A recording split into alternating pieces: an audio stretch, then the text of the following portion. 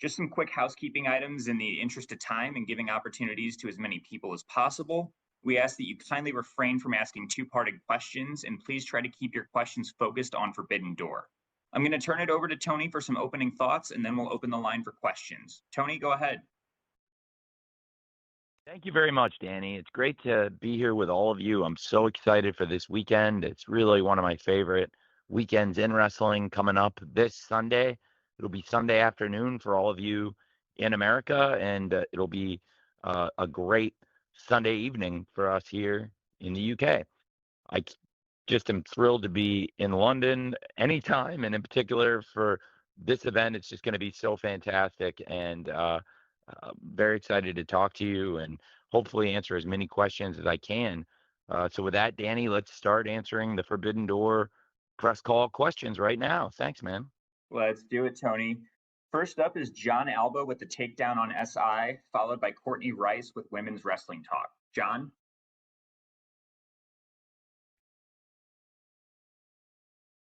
Hey, John.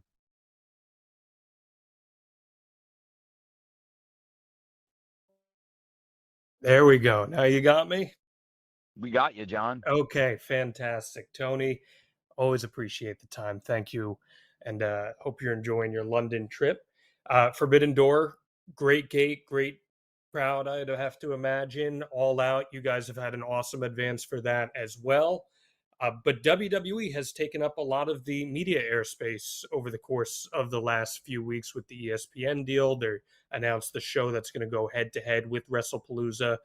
This has been something that a lot of wrestling fans have been monitoring and wondering how you guys are going to go about planning out your show head to head with that. Do you have any reaction or anything that you can add in terms of what the plan may be moving forward? Well, I think we've had a great 2025 in AEW, and I believe in large part that's because everyone in AEW is really focused on making AEW a tremendous promotion and continuing this excellent year that we're having in 2025. We've had great pay-per-view shows, and I think AEW's had a great tradition of pay-per-view shows for many, many years. And our TV shows are as strong and as consistent week to week as they've ever been. Wednesday Night Dynamite's having a great year. Saturday Night Collision's having a great year. They've been excellent shows, and we've been able to grow the viewership. We ended 2024 and made a new arrangement going into this year where not only are we on TBS every Wednesday and TNT every Saturday for Wednesday Night Dynamite and Saturday Night Collision, but these shows also now live stream on HBO Max as part of a simulcast. And we've been able to not only add new viewers on HBO Max in this year, but also as we've been adding these viewers throughout the year, we've been able to grow our cable viewership. And we're really, really proud of that. And we think we've been able to grow AEW's TV viewership, which is the lifeblood of AEW, through continuing to put on these tremendous shows on Wednesdays and on Saturdays, but also through the support of the fans, which has just been so excellent for AEW in 2025. And I want to keep doing that. And so we're very focused on AEW and making the shows tremendous. I think we'll have a great Collision on Saturday. I'm really excited about that event. There's great, great matches on that show.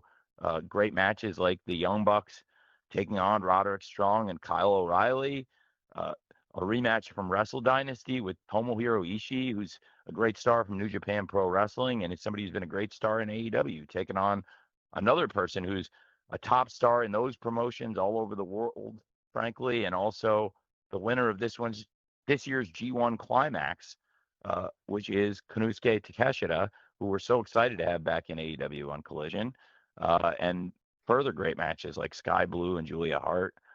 Taking on Willow Nightingale, Queen Aminata, and so much more this Saturday. And I think going into this Sunday's huge pay-per-view event, having that great momentum of the TV shows has really been a big for us.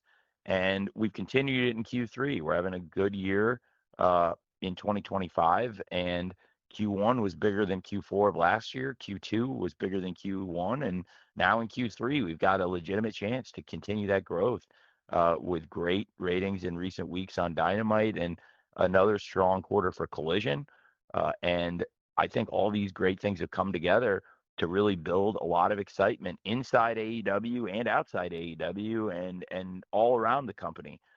So I want to be able to continue that. And I think the most important thing for us to do that is to talk about AEW and work really hard on AEW every week.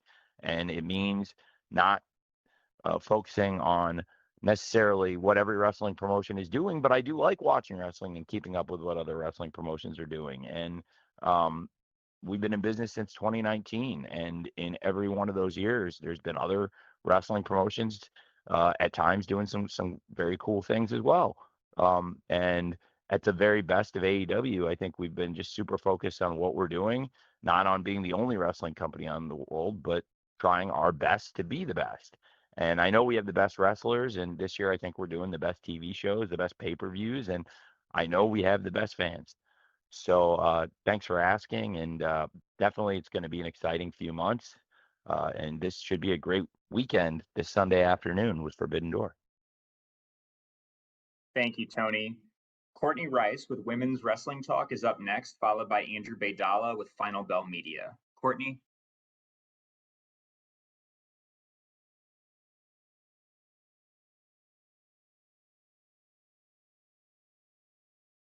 Hey, Courtney. It looks like we lost Courtney. Okay, let's go ahead and try Andrew Baydala with Final Bell Media, and then we'll try Courtney again. Can you guys hear me? Oh, perfect. Oh, Hi, she's Courtney. back. Hi, Tony. Thank you for having me and sending good luck to the Jaguars this weekend on the final preseason game of the season. My question is mostly towards Alex Windsor because since she made her official debut at All in Texas, she's been making a lot of noise, obviously working under the AEW Women's Champion Toni Storm, and now she's coming back to her home country in a big match in part of the Fatal 4-Way match for the TBS title, which includes Mercedes Moné and also a representative from CMLL and Stardom. And a lot of people are not too familiar with Alex Windsor. And this is a really good opportunity to reintroduce people to the main audience, considering, as I mentioned, she's going to be back in her home country.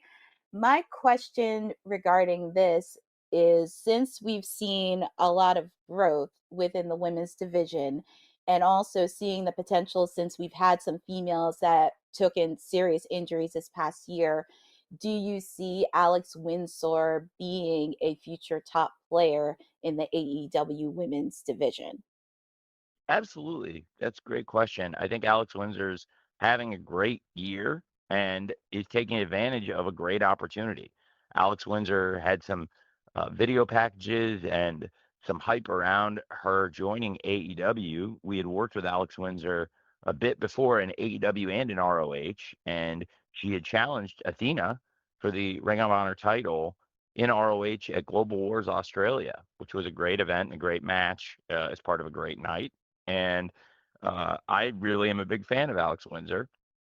And as we approached AEW All in Texas, I thought she would be a great addition for the Casino Gauntlet match. And I coached that match and worked with the great wrestlers. There's so much talent in AEW and in the men's group and the women's group. There's so many great wrestlers. This year, I'm glad you mentioned injuries because that match, it was an excellent match, but it was hard hitting. Several of the wrestlers in the match that we had plans for got knocked out for the rest of the summer and have had to make a lot of adjustments. Some great names who we really like were injured, but one of the real bright spots in the match was the debut of Alex Windsor, and I've made some adjustments and really have built Alex Windsor in as a focus of the promotion, as a huge piece of the puzzle for AEW, looking at the upcoming future of the company. And Alex Windsor has just been excellent. She's delivered time after time in great matches, singles matches, tag matches, going against the very best competition in pro wrestling here in AEW. And I think Alex Windsor can be a top star in AEW in the future. And to go one further, I think Alex Windsor is a top star in AEW right now. We saw her in the main event of Wednesday Night Dynamite last night, and she fit right in. She's been in these huge matches on TV, big matches, including huge main event matches on Collision and Dynamite. And Alex Windsor is in there with the very best wrestlers in the world and delivering. And I think she's going to have an excellent opportunity in her home country, not far from her home, to bring back the TBS championship and become the very face of TBS, the network where she was in a great main event match just last night. Alex Windsor has so much potential, somebody we're really excited about, and it's a team and it's a sport. And that's one of the really exciting things about pro wrestling. Like in a lot of other sports, you build roster, you look for depth, you look for young, exciting stars, and the nature of sports, in particular, such a violent, intense sport like pro wrestling, injuries will happen. They do create opportunities, they create challenges, but they also create opportunities for companies and especially for wrestlers. And Alex Windsor's certainly making the most of the great opportunities that she was always going to be up for great opportunities in AEW. And she's jumped into the very top of the picture and is in the championship scene against the top names right now. And Alex Windsor fits right in with the very top stars that we've seen, like the AEW Women's World Champion, Timeless Toni Storm, her non-sexual good friend, like the Ring of Honor Women's World Champion, Athena, who is 68-0 in Ring of Honor as champion and now going into Forbidden Door herself as the AEW Women's World Championship challenger. And of course, the most decorated wrestler in the world, the TBS champion, Mercedes Moné, who will be in this great four-way match along with great competitors like Persephone from CMLL and now Bozilla, this great powerhouse from Stardom, who is joining the match in this excellent field. It's going to be a great match. It's going to be a great show, Forbidden Door, this Sunday. And we're excited to have a hometown hero and a great wrestling star like Alex Windsor wrestling on this show. Thanks for asking. Thank you, Tony, and thanks, Courtney. Andrew Baydala with Final Bell Media is up next, followed by Samantha Shipman with the Daily DDT. Andrew? Hey, Tony. Hope you're doing Hey, well. Drew.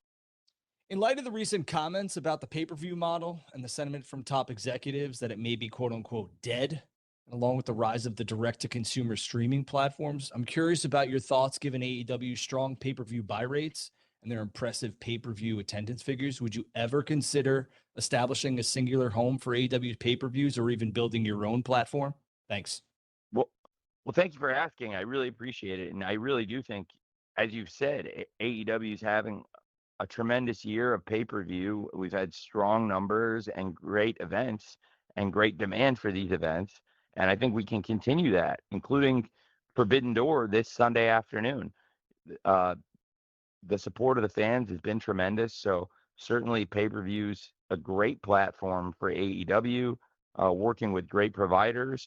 Right now, we're working with Amazon Prime, who've joined us this year. They're tremendous, working with all the cable and satellite companies, indemandppv.com, now YouTube, DAZN, some really, really great partners joining us.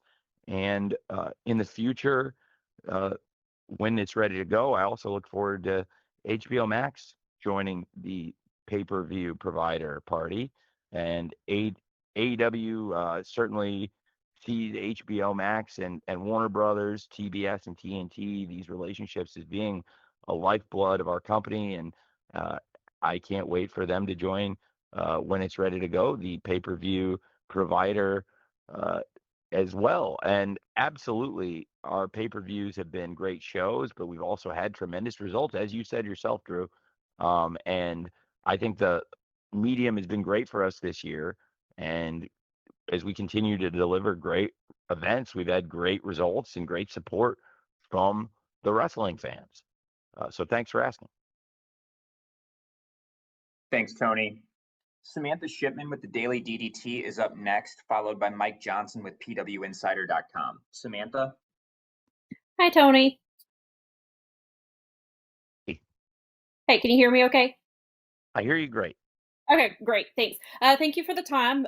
So Forbidden Door is obviously a joint pay-per-view between yourselves and New Japan. And this year seems to be, well, it doesn't seem to be. This year is a little bit more heavy with AEW versus AEW matches. And fans seem to really want more crossover matches where it's kind of an AEW versus New Japan type deal. Is that something that we could see going back to in the future, where it kind of is just where it's more head-to-head competition, and even having some of the crossover that we have with, obviously Tanahashi is going to be and Gabe Kidd are going to be in the cage match. So will we see more stuff like that, or can we potentially go back to having just AEW versus New Japan type matches? Sure. That's a great question. And this year, the schedule was very different, with Forbidden Door being moved to the end of the summer. And after the G1 climax, it meant that it would change how the event was presented this year. And we've been able to take advantage of it. And I think in a lot of ways, it make the most of it. It does mean less participation this year in some ways from New Japan Pro Wrestling and Stardom, because both of them have been involved in some of the biggest tournaments and biggest events in their respective calendars with New Japan Pro Wrestling and Stardom, which is why Bozilla is just joining the field this week. And a lot of the stars from New Japan Pro Wrestling have just arrived on TV in the past week. We do have great matches involving competition from New Japan Pro Wrestling, including, as you mentioned, the president of New Japan Pro Wrestling, Mr. Tanahashi himself, teaming with the fan favorites, for the greatest fan favorites to go with another legendary fan favorite, Tanahashi, of course, him teaming with Kenny Omega and Kota Ibushi, the Golden Lovers, and Will Ospreay and Darby Allin. It's a fantastic group. And of course, Gabe Kidd joining that team of rule breakers, along with the Death Riders and the Young Bucks. And a lot of these men do have great history in New Japan Pro Wrestling, certainly, and in AEW.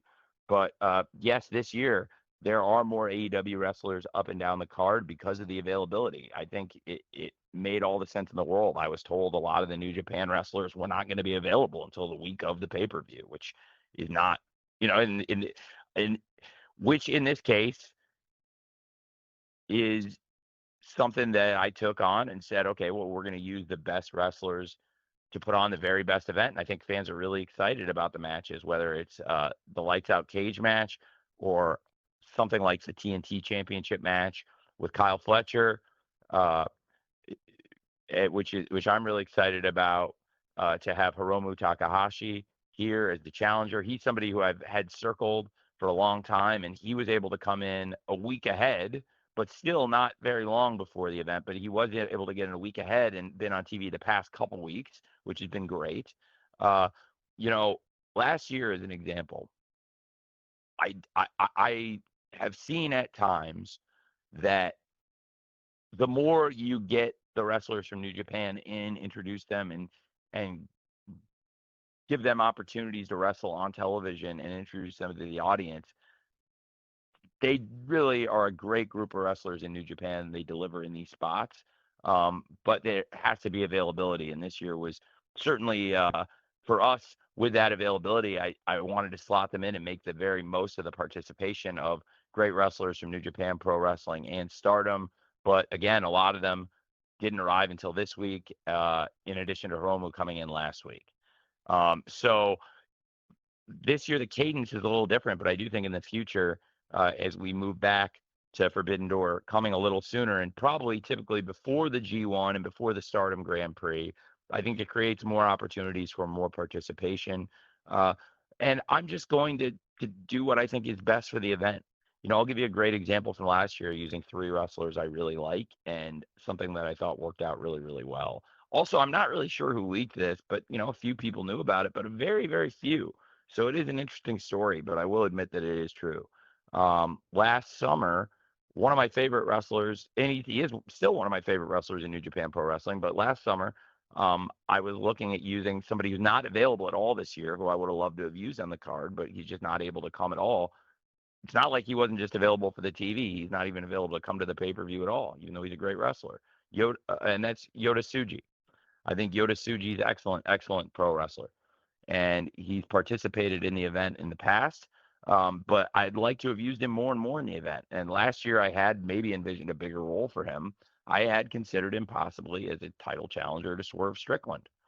And a few people said to me, he's a great wrestler, but no matter how much we do on TV for a champion like Swerve, who's at the time was a newer champion, a first-time world champion and being established, a few people, and I think they were right, that had the best interests of Swerve and AEW said, we think like a more established wrestler, even if it's not a New Japan wrestler last year, might have been the best thing for the Forbidden Door pay-per-view and the fans, and somebody that would give Swerve a great opponent and do the best thing for the fans and AEW, the promotion, and everybody involved in Forbidden Door, including New Japan. And that was Will Ospreay as the challenger. And Will Ospreay himself came and said, I think I'd be a great challenger for Swerve, and maybe it could help the event more if you're interested in that. I'd be very willing to do it, even if it's a little outside the traditional way we've done the Forbidden Door pay-per-view. And I thought about it, and I thought it was right, and I made the choice to do it. And I went with Swerve and Will Ospreay, and I think it was the right thing to do looking back. Even if it was an AEW versus AEW match, it was the best thing for the championship and the champion Swerve and the fans. And I do think Swerve versus Yota Tsuji would have been a great match last year, but I think it was a good change for the fans, an example of trying to make the best match with all the best available wrestlers. But at times, the best match very often has been a top star from New Japan against a top star from AEW.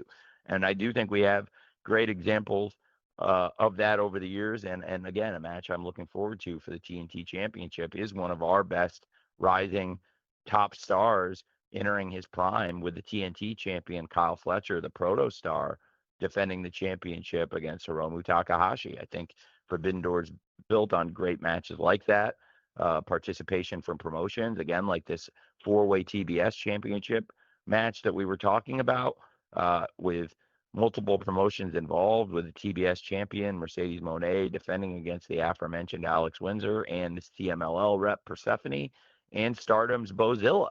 But with Bozilla just joining us this week and has not even been able to travel to TV yet, for example, we've been featuring Mercedes Moné and Alex Windsor, and Persephone just arrived this week, and I really like her Persephone a lot too. And I do think Persephone from CMLL and a lot of the stars from CMLL can be involved in this event in the future. It's a great event, and I think it's a great lineup this year for the fans with stars from multiple promotions. There is some great participation from New Japan Pro Wrestling, and I do think as the calendar changes back next year to being probably more similar to what it's been the past several years of Forbidden Door for the events we had in the past years in Chicago and Toronto and New York, I think this year we're going to present a great Forbidden Door with the best of the best for the fans here in London. It's going to be a great event Sunday afternoon. And then as the availability in future years of the wrestlers from New Japan and Stardom changes based on the calendar, I'll try to integrate them as much as possible and do it in a way that's the very best I can for the fans. And I can't promise it'll always be perfect or that it will always be right, but I can promise we'll always do our best in AEW, and we're working really hard to make it a great year for the fans. And I think along with our partners, New Japan Pro Wrestling, CMLL, and Stardom, all the promotions are going to come together and deliver a great Forbidden Door this Sunday. Crazy, it's right around the corner, and this is one of my favorite wrestling weeks of the year. Thank you for asking. Thanks, Tony. Mike Johnson with PW Insider is up next, followed by Jamie Falcon with the Los Angeles Times. Mike, go ahead.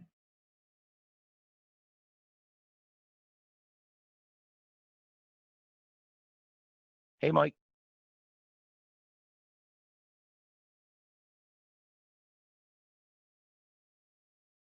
Mike, you got to unmute your line.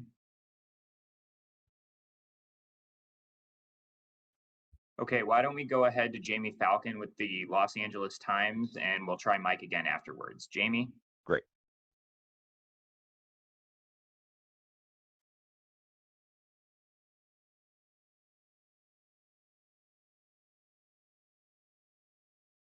Jamie, we're ready for you if you can unmute your line. Sorry, folks. So I just wanted to follow up on this last question. What is the balance like to make multiple promotions happy? You're dealing with 3 outside promotions and yourself. How are you finding the balance to keep everybody together, everybody going forward, and everybody ready to continue to participate in things like this? Well, in this case, AEW's the lead producer, and we've got great support from other promotions. But in this case, AEW's built up to be very sufficient and having a great 2025. So even if it's a year where the calendar means that some of our partners aren't going to be able to have all the week to week participation in the lead up to the event, that's okay because we're a team. And for me, being the lead producer on this show, it means that I'll use people that I can get, people that are available, and then when we can get the very best of the best and get them all together, we're going to create a great event and create a great flow into that event. The original Forbidden Door was one of the most challenging things I've ever worked on, and it was nobody's fault. It was just due to a combination of a series of injuries that happened, and then injuries and illness at an unprecedented rate over the month leading into the event. Wrestlers on both sides, and we made change after change after change. And even with all the changes, it turned out to be one of the greatest events in either promotion's history. Certainly for us in our short history in AEW, that original Forbidden Door is one of our greatest events. Now with Wrestle Dynasty, that was different this year because New Japan Pro Wrestling was the lead producer on that event. I was in Charlotte producing Collision. And that to me is being a team player. And I think it's noteworthy. That was a really important night for us. And I know there's going to be 52 collisions throughout the year. We're having a great year on Collision. And it was a conscious choice, knowing that it's a huge night for the promotion, but it's also a huge night for our partners. And they're in the Tokyo Dome and they need our help. And it's our first collision of the most important media rights deal we've ever done. It's a huge night for the company, that first collision show in Charlotte, but I had still went to support my partners with a lineup that included Kenny Omega's return to the ring and top stars like the Young Bucks, Mercedes Moné, Brody King, Ricochet, Mina Shirakawa, Takeshita, so many of our great stars. And Takeshita is now gone representing both companies since then and delivered in the G1.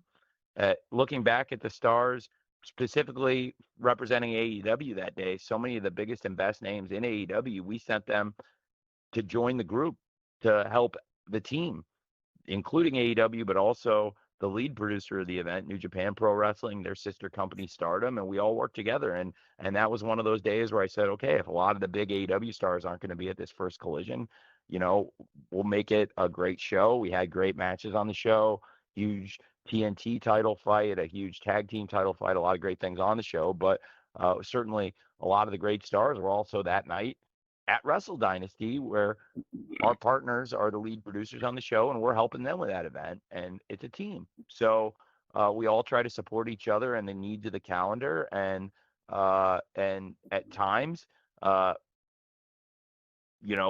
into the shows, if it means sending some of the top stars from one promotion to the other, it's a balance. And I think we all work together really, really well. This has been kind of a different year in the calendar with All In Texas moving. And this weekend in the past has been All In at Wembley Stadium the last few years.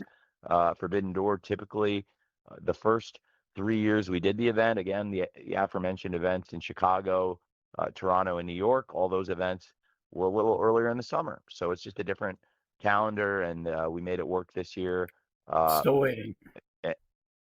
And I think that, for me, yes, I'm glad you asked about it, but definitely for AEW as a promotion and for our partners with AEW, I do think, it's going to be a great event. And whenever we have to support each other or change our lineup, whenever we have to do anything to help our partners, I really feel like AEW, New Japan Pro Wrestling, Stardom, CMLL, all like working together and try to help each other whenever we can. Thanks for asking. Thank you, Tony. We're going to go back to Mike Johnson at PW Insider, and he'll be followed by Dominic D'Angelo with Brass Ring Media. Mike? I think I heard Mike back there, so I assume you got the mute. I think I'm back. Yeah. All right. So my question kind of dovetails off what you were talking about a little bit about earlier. Yesterday, you guys were in Glasgow. Obviously, this weekend, London. Some of the biggest live reactions and live moments have taken place internationally for AEW this year, whether it be Australia, Mexico City, and so forth. How much would you like a balance between running outside the United States, given how hot those crowds seem to be every time AEW goes elsewhere? And how hard is it logistically to kind of bounce around and balance that United States versus the rest of the world? Got great fans all over, and I do like running the international events. We've had some of our biggest and best TVs of the year have been international shows, and we get great support all over. And we're going to continue traveling. Of course, right now we're in the UK. Just had a great event in Glasgow, and now going to be a great pay-per-view this Sunday in London. These are going to be great crowds, and the London event in particular, it's going to be one of the top 5 biggest crowds, one of the top 5 most tickets sold, and top 5 biggest gates in AEW's history. And it's noteworthy that really 3 of our top 4 gates and 3 of our top 5 attendances have been in London. So London has been a great home to AEW, and there's a lot of international cities that have been great homes to AEW events. Grand Slam Mexico was one of the most successful shows in the history of AEW, and I just spoke about some of that great international cooperation that was on display there as they hosted us for Wednesday Night Dynamite Grand Slam in Arena Mexico, the home arena of our partner CMLL and the Cathedral of Lucha Libre. And of course, Glasgow was just tremendous last night. Those fans were excellent for Dynamite, and they are excellent for Collision as well. You're going to want to see that show on Saturday. It was just great, and it's going to be a great event leading into the Forbidden Door pay-per-view. The London fans, we know what they're capable of, but this is going to be our first time in the O2 for AEW. I'm so excited about that. I've been there for great events in the past, like big boxing matches, and my best friend Jack Whitehall hosted the Brits there. I've seen great things at the O2, but I've never been able to work on AEW there, so I'm really excited about that, and it's going to be a historic weekend for AEW. And it's a great point, Mike. The international shows have been really successful for AEW this year. We're having a great year domestically and internationally, so it's a big part of our profile. And you've also seen us go into new markets for the first time this year, whether it's Scotland last night or Australia for Grand Slam Australia, which was a great success for Collision, or Mexico for Grand Slam Mexico, which was a huge, huge success, one of the biggest Dynamite shows in years and one of the most important Dynamites ever. And these are all markets and countries we want to go back to, and there's other great cities in these countries that could host AEW as well. So we're really excited about the international growth. And U.S., we're having a great year. We just had our biggest U.S. attendance ever for our last pay-per-view, which a lot of us think is the best show we've ever done. And we set a high standard here over the past 6+ years. So it is a balance between the great international events and all these U.S. cities. And after 6 years, there are still so many great cities in the United States where we're longing to host a pay-per-view and looking forward to hosting our debut pay-per-view still. So one of the real silver linings and nice things about being such a young promotion that's only been around for 6 years is there's a lot of new places we can still visit and new markets. And some of that's even still in America, but certainly all over the world, we're finding that, including last night for the first ever AEW show in Scotland, which was a great success. And looking forward to trying a new arena in London this Sunday for Forbidden Door. Thanks for asking, Mike. Thanks, Tony. Dominic D'Angelo with Brass Ring Media is up next, followed by Amy Nemedy with WrestleJoy. Dominic? Hey, Tony, can you hear me all right? Yes, I can. Hey. Hey, how's it going? Cool. It's Looking going good. forward. Hey, thanks. Looking forward to Forbidden Door this weekend. But you have another cool residency upcoming here in Philadelphia at the 2300 Arena. Mhm. And wanted to get your thoughts. Obviously, we know your affinity for ECW and the legacy behind that. Do you plan to embrace some aspects of ECW, the history of it, and maybe some surprises moving forward for those couple of weeks that you're going to be there? Well, there's been so many great wrestling promotions and so many great wrestling memories in the city of Philadelphia, going back many years across multiple promotions and so many great decades of wrestling. For me, Philadelphia was the first place outside of my hometown, Champaign, that I ever saw wrestling outside of my home arena. It was known at the time as the Assembly Hall. Now it's called the State Farm Center. We've done 2 Dynamite shows there, about 5 years apart in 2019 and 2024. That was where I grew up. And the first place I ever saw wrestling outside of that building was in Philadelphia. 2 nights around Philadelphia, and in particular, the 2300 Arena. It was known as the ECW Arena at the time. I have not been to the building in over 29 years, so I'm really looking forward to that. Over 29 years later, returning to a place I went to when I was 13 years old. I was just asked a question by Mike Johnson. I met Mike Johnson there as a 13-year-old. I've known him since I was a 12-year-old tape trader, along with several of you and a lot of the internet tape trading wrestling community that I've known since I was a small kid. And it'll be really, really neat to go back into that building 29 years later. There's a lot of great wrestling promotions that have history there. So numerous legends, whether they were there with Jim Crockett Promotions, the NWA, the WCW, ECW, Tri-State Wrestling, NWA, or Ring of Honor, or numerous other promotions that have competed there over the years. So many of these great names that are associated with that venue. I would like to have some of those stars on, and certainly we'll have a Ring of Honor pay-per-view event there with Death Before Dishonor that I'm really looking forward to, with some great matches. We talked about Athena, the Ring of Honor Women's World Champion, 68-0 in these matches in Ring of Honor, taking on Mina Shirakawa, the interim Ring of Honor Women's World TV Champion, who is also the closest friend and ally of the AEW Women's World Champion, Timeless Toni Storm. So some really exciting things happening across the promotions. Really looking forward to going to the 2300 Arena in Philadelphia for ROH and, of course, for AEW. I can't wait for those events.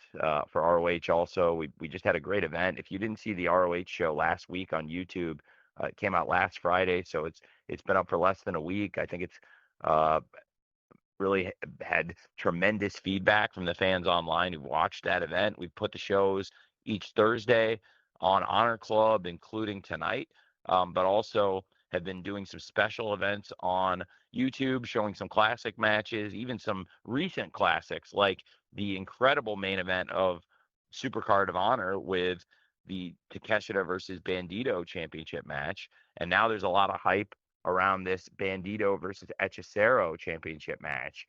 I had kind of dreamed up a trailer, a vignette to build up that match, and I thought the production team really delivered for that, and it came out tremendous.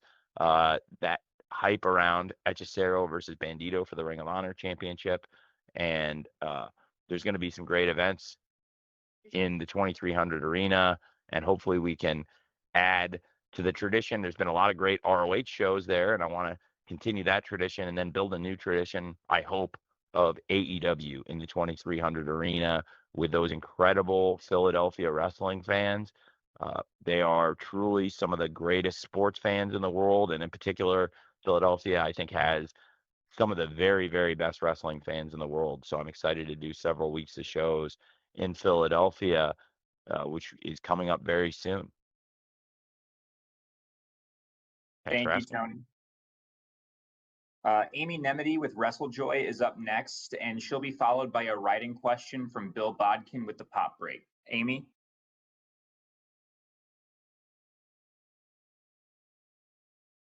Hi, Tony. Can you hear me? Hey, We yes. can hear you. Hi. So I want to talk about this steel cage match at Forbidden Door. We have this dream team lineup, but specifically, I want to talk about Hiroshi Tanahashi. So AEW and New Japan, you've had an incredibly close working relationship over the last few years, particularly with regards to yourself and New Japan President Hiroshi Tanahashi. At Forbidden Door, we will see a completely unique and unprecedented scenario. The president of New Japan fighting in an unsanctioned, lights out match in a steel cage. Can you talk about how this came together and what it means to be able to host Tanahashi's final UK match here at Forbidden Door in London? Thank you. Yeah, yes, I'm really glad you asked. Thank you. Well, I was in Chicago. It was a while ago. This would have been even before the residency, but I was in Chicago and I went out after one of the shows, and I was sitting there putting ideas for a card together, sketching out an outline, and I had this idea: lights out steel cage match. It just sounded so exciting, and having some of the top stars from AEW and New Japan, the top villains and the top fan favorites coming together and making these dream teams of top stars. And it's come together incredibly well.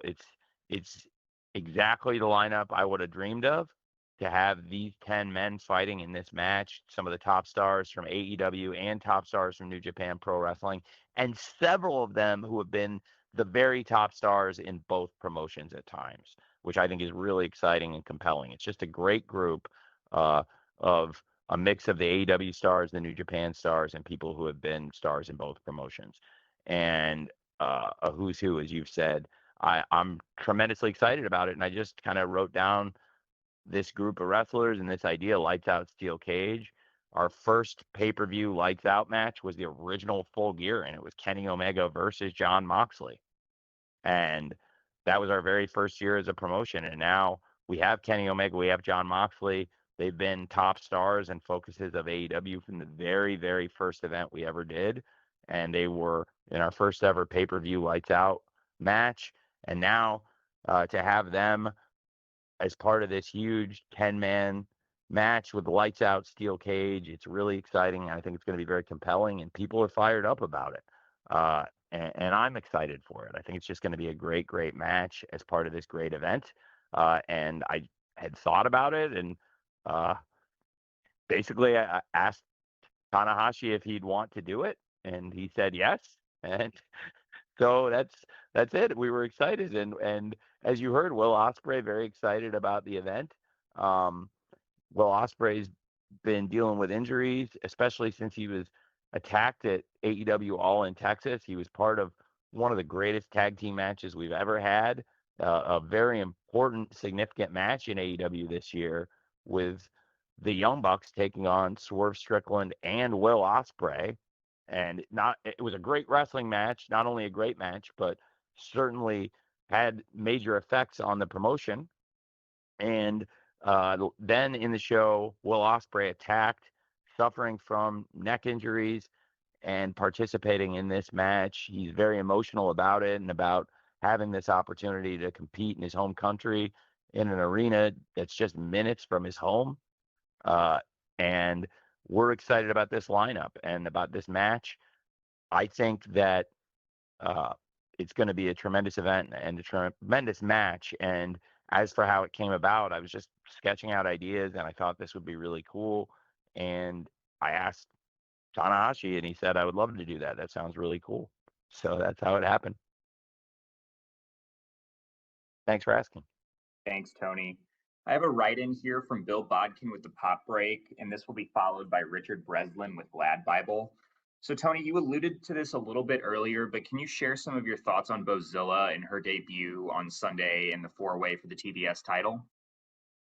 Yes, I really like Bozilla. President Okada and I had talked, and he is doing a great job. He has his Grand Prix, and for the scheduling of Forbidden Door, we wanted stardom participation, and Bozilla was my very first choice for somebody that I wanted to have in AEW. And she wasn't available until this week, and has just become available in recent days and announced her participation, and I'm very excited about it. I also think for a European pay-per-view, having a European star like Bozilla, who's a second-generation star and has a great wrestling mind, in addition to these great physical abilities, and really growing into becoming an excellent wrestler. I really think Bozilla is a great talent and somebody that I wanted to have on the Forbidden Door show. Again, she wasn't available until just these past few days, has just now become available to join us here for this event, and it's going to be great. I'm excited to meet with Bozilla, have her working with AEW, but also representing a great promotion in Stardom that we love working with, and we appreciate Stardom sending one of their very best stars like Bozilla to participate in this huge TBS Championship four-way match, along with CMLL's Persephone, the UK's great rising star Alex Windsor, and of course the TBS champion Mercedes Moné. Thanks, Tony. Thanks for asking. Richard Breslin with Lad Bible is up next, followed by Jason Powell with ProWrestling.net. Richard?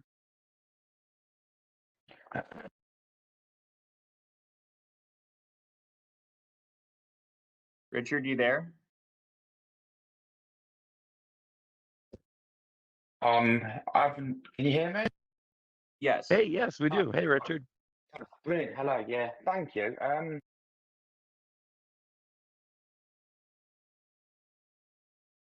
Richard? Oh, Richard, no. we did hear We you. can We hear may have you. lost Go you. ahead. Oh, Yeah, you're he still muted here, Rich. himself. Yeah, I'm here. Okay, go Great. ahead. Oh, brilliant. Sorry. Right. Yeah, I'm getting used to this call. It's my first time. My apologies. All good. You're good to go, Rich. Go ahead.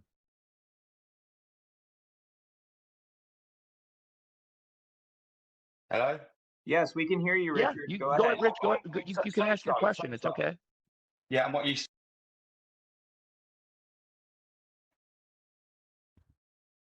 Okay, why My don't friend, we? I didn't, Rich, I didn't hear your question. Could you ask one more time, buddy?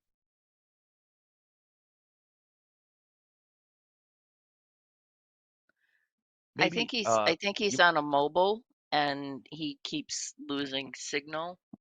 oh, Okay. then maybe Because that's it. he's Rich, unmuted. can you So try, can you try starting your question from the top, please? Okay. Can you hear me clearly now, or I wait, do. if I turn on Yes, my earbuds, I do just a hear you second. clearly. Okay. Yes. Okay. So I've just got back from Collision and Dynamite last night. Yes. Absolutely Yes. fantastic show. Looking forward to Forbidden Door this weekend. My best friend and son. A bit of a different question. I really enjoyed AEW Fight Forever when it came out. It's a game I enjoy playing a lot. Are there any plans to maybe consider doing a sequel to AEW Fight Forever? And if so, what lessons may have been learned to improve a game? And would you maybe consider a different developer than yours? Well, these are great questions, Richard. So I love pro wrestling, and I'll be the first to say that I'm not the biggest expert in the world on video gaming, and I like to play games, but I'm not the expert, and there are great experts in the world about it, and I tried to take insight and advice from people in AEW and people around the developers, and absolutely, we learned a lot in the making of the game, and could take that in the future. I really believe to make the next game much uh, better and learn from the experiences of doing that. But I also think that we're having a great year with our wrestling and our TV, our pay-per-views, and doing all kinds of great things that are our core competencies. And it's a great thought, and it's a very different question than the ones I've been getting asked about the pay-per-view, but it's a good question. And I'm not sure what the future would hold. I do think eventually there will be further AEW forays into gaming, different kinds of games, mobile games, different concepts, different platforms.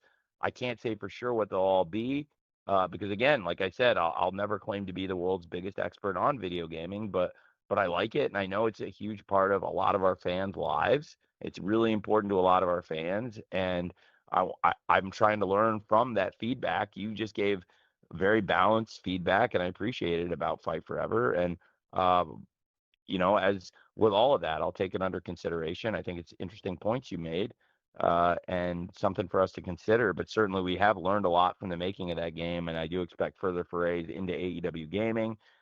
As for when and where the next console game would be, I don't know for sure, but I think you're spot on that we can learn from that game, and if and when we're ready to do another console game, it would be with the benefit of the experiences from releasing AEW Fight Forever, which I appreciate you asking about. Thank you very much, Richard. And thanks for attending the AEW Dynamite and Collision shows in Scotland last night as well. We appreciate it. Thank you. Thanks, Tony. Jason Powell with ProWrestling.net is up next, followed by Cam Hawkins with Yahoo Sports Uncrowned. Jason? Hey, Jason.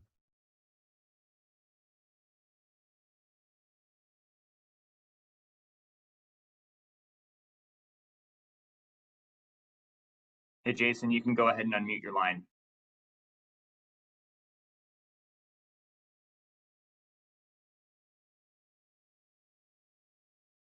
Okay, why don't we go ahead and try Cam Hawkins with Yahoo Sports Uncrowned, and we'll go back to Jason. Cam, you're up. Seahawk. Every time, Tony, every time. How are you today? I'm great, Seahawk. How are you, sir? Doing all right. Doing all right. A couple of days ago, I spoke with Swerve Strickland, and he mentioned that while, of course, John Moxley's title run was something that was written and produced, there was some truth in that, in who's going to step up, who's going to take it to the next level. And Swerve said right now he would identify himself, MJF, Will Ospreay, and Hangman Page, all people who have very significant roles coming up at Forbidden Door as kind of the guys who have taken that extra step, kind of maybe put themselves out there a bit further than everybody else. Of course, without playing favorites. Do you kind of see that similarly as that kind of being a core group of guys who are really looking to, take this thing AEW to the next level? I think that's a great group of core guys. And we've got a great core roster, women and men, that have been on the shows throughout 2025 in prominent positions. Those four have really delivered and been excellent this year. But I agree with him that, John Moxley's championship reign was very important. And we did see a number of wrestlers step up. We saw the company band together and get better. I do think it was all based in reality that we had a great champion, John Moxley, who set this very high standard. And the fans and the company and everybody wanted to see everybody rise to the challenge and get the very best out of the stars for somebody to step up. Hangman Page is the person that won the Owen Hart Foundation tournament, went to AEW All in Texas, and stepped up and won the world championship. But we saw the roster step up around him. We saw great wrestlers like Swerve Strickland and Will Ospreay, who teamed up to have one of the most important matches this year in AEW, and one of the best tag matches we've ever had in AEW. One of the best matches start to finish with Swerve and Ospreay versus the Young Bucks on, I think, our best show, top to bottom, we've ever done. I do think those four that you mentioned, Swerve, MJF, Will Ospreay, and Hangman in particular, those four have been tremendous this year. And there's a number of wrestlers that have really stepped up throughout the year. But I think that's a good call by Swerve. That's a great example of four that have really stepped up. There's other great stars, just to use some examples. And this is not certainly meant to be a complete list, but some people that have returned to the promotion that have a lot of momentum and excitement around them. Darby Allin would be a great example of that, who had been away, and we're happy to have him back. We've had some injured stars, some of our most important top people like Jay White and Orange Cassidy, who have both held championships in AEW, but neither of them has been the world champion in AEW, at least not yet. Jay White is somebody who was having a great year and somebody we really believed in and got off to a great start this year before his injury, and was certainly very much a big part of the promotional plans and focus. Orange Cassidy also always a top star on AEW TV. So that's another great star that has been out for a lot of 2025, and we've been able to band together and have a great 2025 while some of the big stars have been out. Those four gentlemen that you mentioned have all delivered, in particular the four that Swerve listed himself, along with Will Ospreay, MJF, and Hangman. John Moxley, we said, great champion. He has to be listed as one of the top people that stepped up for the promotion. A number of women throughout this year have been focuses of the promotion, including the top two champions, the world champion Timeless Toni Storm and Mercedes Moné, and a number of other great female stars that have really lifted the company throughout the year and been top stars week to week. And we've had a great consistent roster. The TNT champion Kyle Fletcher is somebody who's really stepped up and delivered this year. And we're really excited about the company. We have a great group of young wrestlers.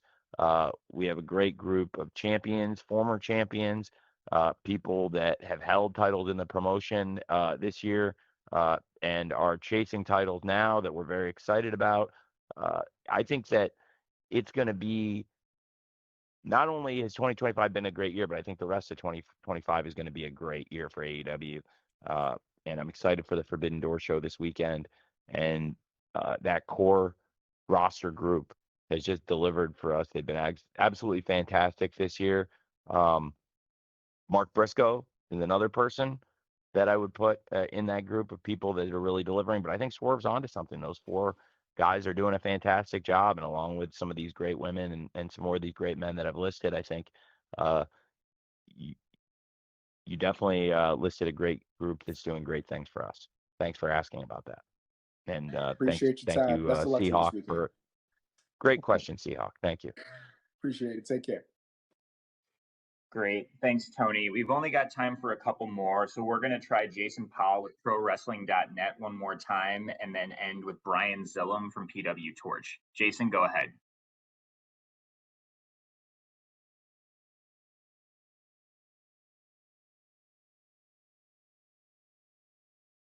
I actually Jason, grew up reading Jason Powell. He actually wrote also for the Pro Wrestling Torch when I was a kid. So excited to talk to you, Jason. If you're here, if you can hear me. No, we can't get him. We can't get him off mute. Okay. Okay. Well, All right, Jason and ProWrestling.net, they do great stuff. If we get him, we can answer his question. If we can get him, and I can talk to Brian here in the meantime. Great. Why don't we go ahead with Brian at PW Torch?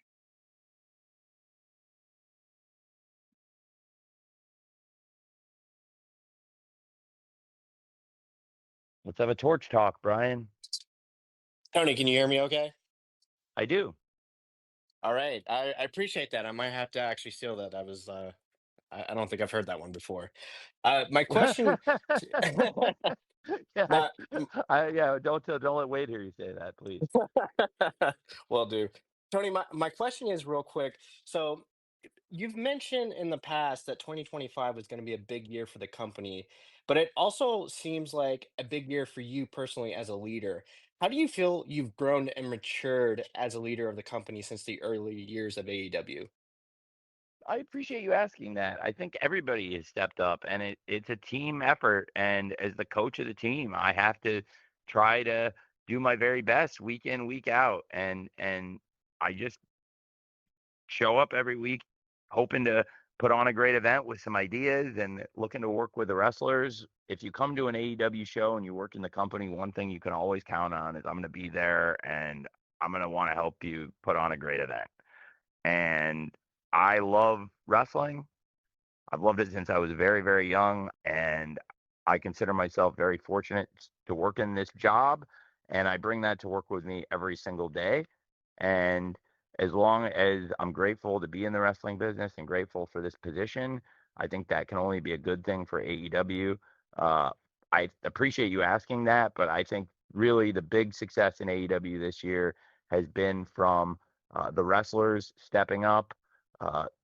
Certainly the media rights agreement that we negotiated has been the lifeblood of the promotion, and that's been a major reason for the momentum that we've had this year. Our new partnership with HBO Max and the renewed focus with TBS on Wednesday nights and Saturday nights on TNT, and growing that viewership while we simulcast. And the fans really love what we're doing with AEW, and I like to stay in touch with them. And I like to hear their feedback, and it means a lot when the feedback's good. And almost every week there's been really good feedback this year. Not everything always has to be 100% positive. I want to hear the truth and what people like about the show. And this year, people like most of the things about the show and most of the shows, and that's really exciting. And then it makes me want to keep doing those things and putting on the shows fans want to see. And it's been a great year for the company, and I give the credit for that to the wrestlers and the staff and the great AEW fans. And I really appreciate you asking. Thank you very much, Brian. No problem. Thanks, Tony. Thank you. Thanks, Brian.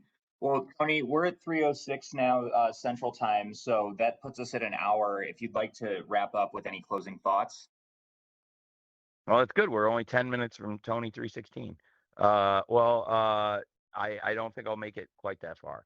I do have some closing thoughts, and it's just to say thank you to all of you. I really appreciate you. I do think, as we've said, it's been a great year, and it's only possible, as I said, because of the staff, the wrestlers in AEW, and the fans and the media. I really appreciate all of you covering AEW. Many of you have been covering AEW since the very beginning of the promotion, since it was just an idea before our first event. And I really, really appreciate that. Thank you for giving us this chance. A lot of you have said a lot of positive things about AEW in 2025. And a lot of you give really balanced feedback, and I appreciate it. And I like hearing your thoughts, and I appreciate when you're fair too, and giving us a fair chance to just do our best. And I like hearing what you like about the promotion, or what you'd want to see changed. And thankfully, people really like a lot of the things this year and want us to keep putting on the kinds of great events we've been doing week to week. So that means a lot, and I really appreciate it. Thank you for your insights. Thank you for covering pro wrestling, all of you. Thanks for being here. I tried to answer as many of your questions as I could in this 1 hour and 8 minutes. And hopefully I'll see some of you at the Forbidden Door Scrum and upcoming pay-per-view press conferences and scrums. And as always, I'll try to answer as many questions as possible.